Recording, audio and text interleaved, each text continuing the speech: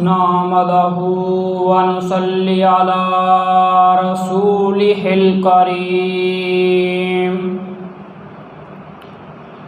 أما بعد فأعوذ بالله من الشيطان الرجيم بسم الله الرحمن الرحيم يا أيها الذين آمنوا لا ترفعوا أصواتكم فوق صوت النبي ولا تجهروا له بالقول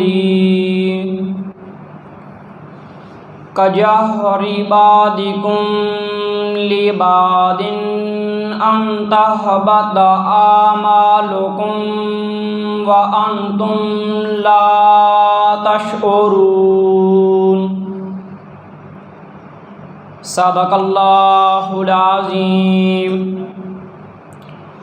ان اللہ وملائکتہ یصلون علی النبی یا ایہا الذین آمنوا صلوا علیہ وسلموا تسلیما۔ محبت کے ساتھ درود کا نذرانہ پیش کریں۔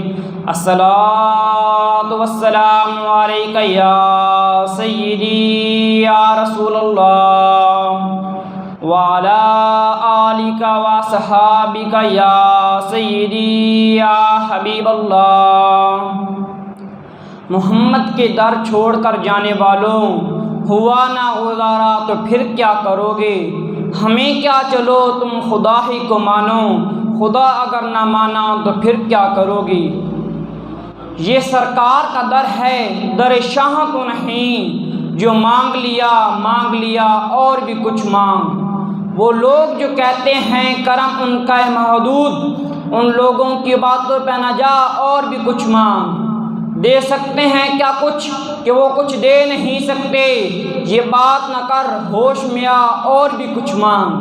جولی ہی میری تنگ تھی کیا مانگتا ان سے، وہ تو کہتے رہے مانگ اور بھی کچھ مانگ۔ میرے ساتھیوں، میرے بزرگوں، جو میں نے آپ کے سامنے قرآن کریم کی آیت تلاوت کی ہے، اس کا ترجمہ یہ ہے: اے ایمان والو، نہ بلند کیا کرو اپنی آواز کو نبی کی آواز سے، نہ زور سے آپ کے ساتھ بات کیا کرو۔ جس طرح تم ایک دوسرے سے باتیں کرتے ہو، کہیں ضائع نہ ہو جائیں تمہارے سارے اعمال اور تمہیں خبر تک نہ ہو۔ قرآن کریم کی اس آیت میں آپ صلی اللہ علیہ وسلم کی بارگاہ کے آداب بتائے گئے ہیں۔ اسلام دشمنوں کا ایک نمائندہ مدینہ شریف میں آیا، ایک دشمنوں کا نمائندہ مدینہ شریف میں آیا۔ کیسر روم نے کہا کہ جاؤ مسلمانوں کی فتح کا راہ تلاش کرو، ان کے پاس کون سی طاقت ہے، کون سی قوت ہے، وہ جدھر جاتے ہیں فتح ان کے قدم چومتی ہے۔ دشمنوں کا ایک نمائندہ مدینہ شریف میں آ گیا اور آتے ہی ایک منظر دیکھا کہ ایک جگہ پر بھیڑ لگی ہوئی ہے، صحابہ کرام رضی اللہ تعالیٰ نے ایک دوسرے پر سبقہ ڈال رہے ہیں۔ اس نے کسی آدمی سے پوچھا یہاں کیا ہو رہا ہے؟ اس نے کہا تجھے پتہ نہیں، اللہ تعالیٰ کا محبوب وضو فرما رہا ہے۔ اس آدمی نے آگے بڑھ کر منظر دیکھا کہ آپ صلی اللہ علیہ وسلم کلی کرتے ہیں، ناک میں پانی ڈالتے ہیں، چہرہ مبارک دھوتے ہیں، پاؤں مبارک دھوتے ہیں۔ صحابہ کرام رضی اللہ تعالیٰ نے پانی اپنے ہاتھوں پر لے لیتے ہیں، کوئی اپنے جسم پر مل لیتا ہے، کوئی اپنے چہرے پر مل لیتا ہے۔ جس وقت سرکار مدینہ صلی اللہ علیہ وسلم وضو فرما کر اٹھے، نیچے زمین خشک تھی۔ صحابہ کرام رضی اللہ تعالیٰ عنہ نے زمین پر ایک پانی کا قطرہ بھی نہیں گرنے دیا۔ وہ آدمی یہ منظر دیکھ کر واپس چلا گیا تو انہوں نے کہا کہ تو اتنے جلدی واپس آ گیا؟ تو اس آدمی نے کہا کہ میں نے مسلمانوں کی فتح کا راز تلاش کر لیا۔ تو انہوں نے کہا کیا ہے مسلمانوں کی فتح کا راز؟ تو اس آدمی نے کہا ان کا نبی وضو فرما رہا تھا اور صحابہ کرام رضی اللہ تعالیٰ نے زمین پر ایک قطرہ بھی نہیں گرنے دیا۔ جنہوں نے اپنے آقا کے جسم کے ساتھ پانی کا قطرہ لگنے ہوا زمین پر نہیں گرنے دیا، وہ اپنے آقا کے جسم کا خون زمین پر کیسے گرنے دیں گے؟ معلوم ہوا کہ آپ صلی اللہ علیہ وسلم کے ادب میں فتح ہے اور عزت ہے، اور آپ صلی اللہ علیہ وسلم کی بے ادبی میں شکست ہے اور ذلت ہے۔ آپ صلی اللہ علیہ وسلم کا نام محبت اور ایمان کا نام ہے۔ ایک عرابی آپ صلی اللہ علیہ وسلم کی بارگاہ میں آیا اور عرض کی کہ میرا جی چاہتا ہے کہ میں آپ پر ایمان لے آؤں، لیکن میری ایک شرط ہے، جو وہ درخت کھڑا ہے اگر وہ آ کر گواہی دے دے کہ آپ اللہ تعالیٰ کا رسول ہیں تو پھر میں آپ پر کسی دین لے کر اسلام لے کر آؤں گا۔ تو آپ صلی اللہ علیہ وسلم نے کہا اے عرابی جا کر اس درخت کو کہہ دے کہ اللہ تعالیٰ کا حبیب تجھے بلا رہا ہے۔ عرابی حیران ہو گیا، اس نے کہا کہ یہ آپ کیا کہہ رہے ہیں، درخت بھی کبھی بولتے ہیں؟ آپ صلی اللہ علیہ وسلم نے کہا جا تو صحیح ایک بار۔ عرابی گیا اور کہا کہ تجھے اللہ تعالیٰ کا حبیب بلا رہا ہے۔ درخت نے اپنی جڑیں زمین سے کھینچی اور گھسیٹتا ہوا آپ صلی اللہ علیہ وسلم کی بارگاہ میں آیا اور اس نے کہا کہ میں کہتا ہوں اشہد اللہ الہ الا اللہ واشہد انک رسول اللہ، میں گواہی دیتا ہوں کہ اللہ تعالیٰ کے بعد کوئی معبود نہیں، اور میں گواہی دیتا ہوں کہ آپ اللہ تعالیٰ کے رسول ہیں۔ آداب مصطفیٰ مسلمان ہے وہ جس کے دل میں آپ صلی اللہ علیہ وسلم کا محبت ہو، عشق ہو، مقام مصطفیٰ صلی اللہ علیہ وسلم ہو۔ آج ہماری عزت آپ صلی اللہ علیہ وسلم کے نام کے صدقے ہے۔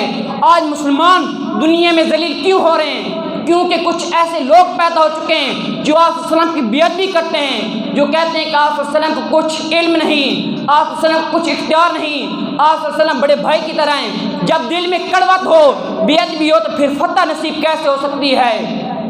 آپ صلی اللہ علیہ وسلم کا ادب کامیابی کی کنجی ہے۔